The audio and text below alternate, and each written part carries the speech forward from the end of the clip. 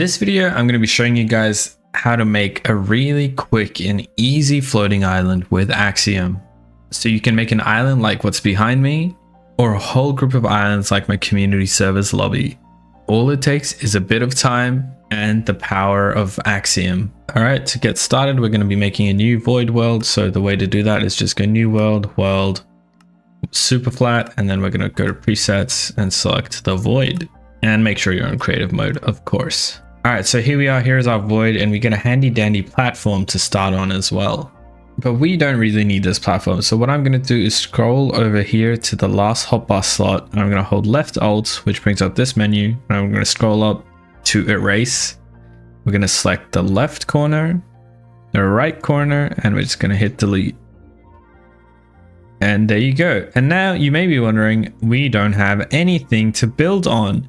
What are we going to do? Don't worry, we're going to use Axiom to place blocks in mid-air.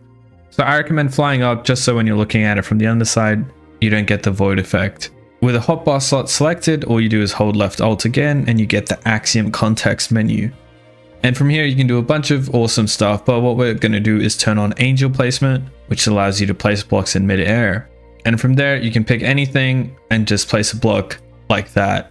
So here is our starting block, and this is where everything is going to grow from. So now we can start using the Axiom editor, and the way you do that is just hitting the right control key, and from there you get this wonderful UI. I'm going to be covering just the absolute basics needed to make an island. If you want an in-depth Axiom tutorial, make sure to go watch this video. So basically you scroll to zoom in and out, you can press and hold control and then left click to pivot around where you click. So click on the log and moving my mouse, I can just pivot around it with it at the center.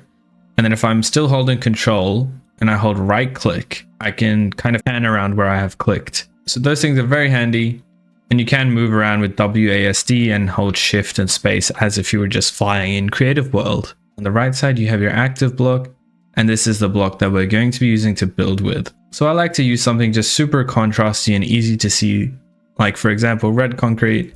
So you can select that, and now we can get started. Here on the left side at the top, we've got all our different tools that we're going to be using, but don't worry, we're only going to need a couple of them to get going. I would recommend using the freehand draw tool and using a sphere or a cylinder. So with a cylinder, you can make the height just 1, and then you can make this as big as you want pretty much. Now we have a big flat cylinder that can act as the base of your island. Or if you prefer, you can grab a sphere and make it somewhat small. So something like that. And you can kind of paint what you would want the shape of your island to be. So you can see it's already looking kind of islandy. Of course, it's very, very sphere shaped right now, but don't worry, we will smooth out everything later on. And when you're working on the underside of stuff and you don't like these shadows, what you can do is come up here into view and then change your minimum brightness to 1. And I find that sometimes it doesn't really work, but if you change the time here on the bottom right under world properties, it goes into effect.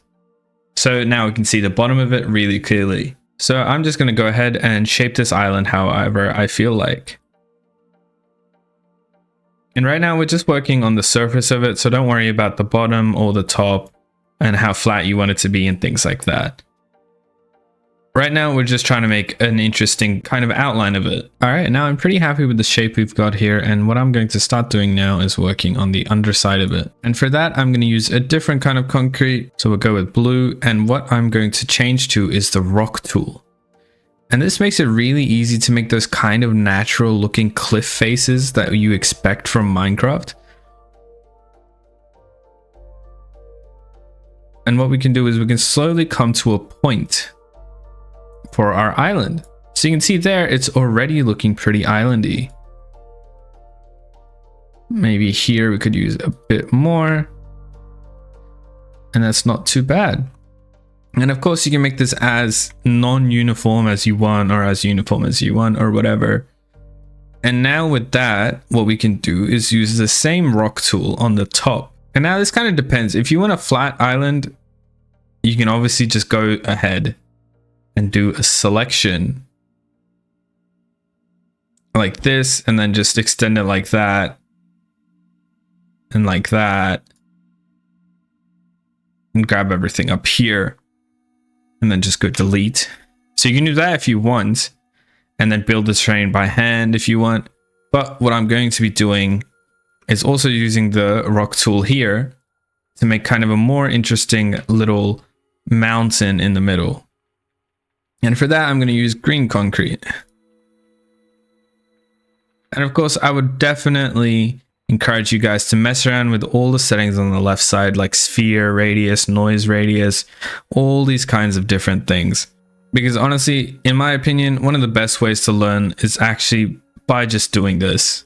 All right, so we have a weird looking mountain shape with a bit of an overhang, but that's okay. I think it'll turn out pretty cool. So next, an important part of making your island look nice is smoothing things out. So the way you do that is by using the smooth tool. And here again, I would recommend messing around with the parameters of the tool like the strength. You can just grab the radius, make it huge, and then just right click. And you can see that it's already looking quite a bit better and everything is looking much more smoother. Or if you prefer to do things more granularly, you can just go ahead and make the radius small and you can see how it's going to change as you go around. So we can make it flat there. We can get rid of this stuff here. I can increase the strength.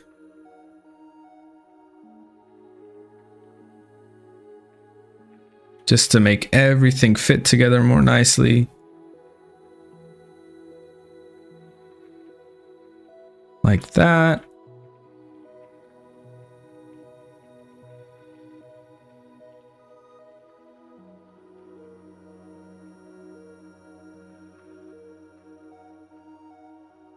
Cool. You see now it's much flatter and it's looking much nicer, and we're going to do something quite similar on the bottom.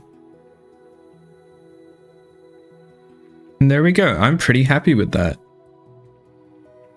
Now this mountain thing on the top, this needs some work. Kind of looking like a weird dinosaur neck. All right, we will just go with that. So it looks a bit more like a ridge. The next important part of your island is going to be coloring. And now I'm not going to be getting into things like shading because I'm far from an expert at that. Not that I'm an expert at any of this. I'm quite new to this actually. You should watch my Road to Becoming a Master Builder series just to see how new I am. But anyways, I think the easiest way of coloring and making something that looks pretty decent is using the noise painter, which is this paintbrush tool here on the left. Now this one has a lot of options. I've got some presets saved, but what you can do is just copy what I've got here and you can mess around with the values as much as you want to get the pattern you want. What we're also going to be doing is limiting our patterns to specific concrete colors. And the way you do this in Axiom is by coming up to Tool Masks, Edit, and I'm just going to put my window here next to Auto Shade. And what we're going to do is block equals red concrete. Well, actually what I want right now is blue concrete. All right, so now that we have our block here, what you do is drag it up there to make it active. And now all our changes are limited to the blue concrete. So you can see now we already have a kind of stony base for the bottom. My mountain looks cool from this angle, but I don't like the way it looks from other angles. So what I'm just going to do is just smooth it out more with a bigger radius. And hopefully that gives us something better. But the point is things like this can be a lot of trial and error. And I just want to show you guys that, you know, it takes time sometimes. All right, that is pretty good. Yeah, I like that. I like that a lot. Okay, anyway, so what we can do is also apply our mountainous noise to the green concrete. So again, we're just going to do block equals green concrete and just going to paint on it. Of course, you would probably, in a real build, you would use different patterns at the bottom, different ones at the top, and you can make things here darker, as well as having snow near the top of this bit here. For now, we're just demonstrating. And now I'm going to work on the sides of this island, and I'm going to use my stony grass preset. So I'm just going to use this to paint the kind of lower sides.